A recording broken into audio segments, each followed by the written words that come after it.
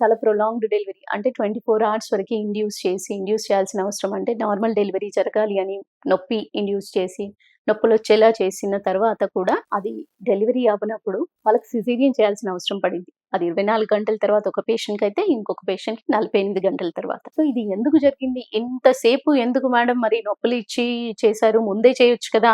ఎందుకు normal delivery అవ్వలేదు? అసలు ఇంత పెయిన్స్ కూడా వస్తున్నాయి. ఎందుకు నార్మల్ డెలివరీ అవ్వలేదు? అని చాలా మంది హస్బెండ్‌ని కాదు, ఫ్యామిలీ మెంబర్స్ అందరూ కూడా ఎక్కువగా అడిగారు. సో, వీళ్ళందరికీ నేను చెప్పదలుచుకుంది ఏంటి అంటే, ఇది ప్రతి ప్రెగ్నెంట్ వుమెన్‌కి ఒక్కోసారి ఇలాంటి సమస్య ఏర్పడే అవకాశం ఉంటుంది. ఎప్పుడైతే నొప్పి ఇండ్యూస్ చేసిన తర్వాత బిడ్డ హార్ట్ రేట్ ఒక్కోసారి ఏంటి, సిటీజీ గ్రాఫ్ ఏదైతే చేస్తూ మానిటర్ చేస్తామని ఇంతకుముందు వీడియోస్‌లో నేను ఏదైతే చెప్పానో, ఆ సిటీజీ గ్రాఫ్‌లో బేబీ హార్ట్ రేట్ అంతా బాగున్నా కూడా ఒక్కోసారి లీక్ అంటూ మొదలయ్యి మనం యాంటీబయోటిక్ ఎంత కవరేజ్ చేసినా కొంతసేపు మాత్రము, అంటే ప్రతి వెజైనల్ ఎగ్జామినేషన్ ఏదైతే 4 గంటలకి మానిటర్ చేస్తూ ఉంటామో, సర్విక్స్ అనేది గర్భసంచి ముఖద్వారం అనేది తెరుచుకున్నప్పుడు, బిడ్డ అనేది కిందకి దిగినప్పుడు, డిసెంట్ అంటారు దాన్ని.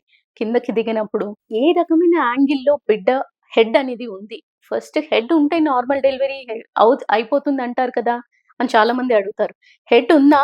ఏ రకమైన పొజిషన్‌లో ఉంది? అంటే డీఫ్లెక్స్డ్‌గా ఉందా? లేదా ఏ రకమైన డయామీటర్‌లో ఫ్లెక్స్ అయ్యి ఉందా? కార్డ్ ఏమన్నా బాగా 2 లూప్స్ కానీ, 3 లూప్స్ కానీ ఉండి వెనక్కి లాగుతుందా? ఎందుకు బిడ్డ డిసెంట్ అవ్వకపోతుంది? అనేది కొన్ని విషయాలు మనకి వెజైనల్ ఎగ్జామినేషన్‌లో కూడా అన్నీ తెలీదు. సో, కొంతవరకి అన్నీ బావున్నాయి అనిపించినప్పుడు, హార్ట్ రేట్, తల్లి మానిటరింగ్ అంతా బావున్నప్పుడు కూడా ఒక 3 కంటిన్యూయస్ వెజైనల్ ఎగ్జామినేషన్‌లో ఏ రకమైన గర్భసంచి ముఖద్వారంలో తేడాలు రానప్పుడు, అంటే డైలటేషన్ పెరగనప్పుడు, లేదా డిసెంట్ అనేది బిడ్డ కిందికి దిగడం అంటూ జరగనప్పుడు, ఏదైతే బోన్ ఉంటుందో ఇన్నర్ పెల్విస్ అనేది డయామీటర్ క్రాస్ అవ్వలేనప్పుడు కూడా వాళ్ళు ఫెయిల్యూర్ ఆఫ్ ఇండక్షన్‌లో వెళ్తున్నట్టుగా కన్సిడర్ చేయడం జరుగుతుంది. ఆ విధంగా చూస్తే ఒక్కోసారి ఏంటి, అది మనకి 24 గంటల తర్వాతైనా తెలుస్తుంది. లేదా కంటిన్యూయస్ ట్రయల్ ఇస్తూ ఉన్నప్పుడు గ్రాఫ్ బావుంది కదా! నెమ్మదిగా ఫస్ట్ ఫేజ్‌లోనే, అంటే 4 సెంటీమీటర్ వరకి బిడ్డ 4 సెంటీమీటర్ ఆఫ్ గర్భసంచి ముఖద్వారం అనేది తెరుచుకోనంత వరకి దాన్ని first phase of labour pains, first phase of delivery అంటారు. ఈ ఫస్ట్ ఫేజే కొంతమందికి ఏంటి 24 గంటల తర్వాత తెలుస్తుంది మనకి. ఈ 4 సెంటీమీటర్లు దాటిన తర్వాత కూడా ఫాస్ట్ ఎండ్‌గా అవ్వనప్పుడు, ఏదైతే ఫాస్ట్ ఎండ్ కావాలి, ఎంత టైమ్ 1 సెంటీమీటర్ పర్ అవర్ కింద క్యాలిక్యులేట్ చేసుకుంటే కూడా డైలటేషన్ అనేది, ఓపెనింగ్ అనేది సరిగ్గా జరగనప్పుడు బిడ్డకి ఇన్ఫెక్షన్ సోకే ప్రమాదం ఉంటుంది.